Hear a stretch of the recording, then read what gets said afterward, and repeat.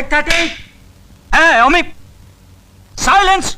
এই বুমটা আমার মুখের ভেতর ঢোকাবে নাকি? এটা শুটিং হচ্ছে না সার্কাস হচ্ছে?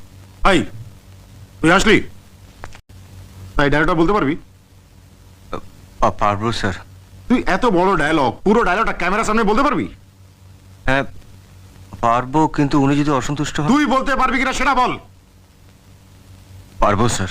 ওকে চালায়। হ্যাঁ হ্যাঁ, আমি একটা অপরাধী, সমাজের বুকে আমি একটা কলঙ্ক। আমি জানি যে তুমি আমাকে ঘেন্না করো, আমাকে তুমি একটা ঘৃণ্য মানুষ ভাবো, কিন্তু কোনো মানুষ তার নিজের ইচ্ছে খারাপ হয় না। কোনো মানুষ তার মায়ের গর্ভের থেকে খারাপ হয়ে জন্মায় না। কোনো চোর আনন্দে চুরি করে না, কোনো ডাকাত আনন্দে ডাকাতি করে না, কোনো বেশ্যা তার নিজের ইচ্ছাতে নিজের শরীর বেচে না।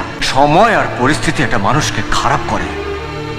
তুমি খুব ভালো করে জানো যে একটা দরিদ্র মৃত মানুষের ভাগ্যে একটা চিতার কাঠও চটে না।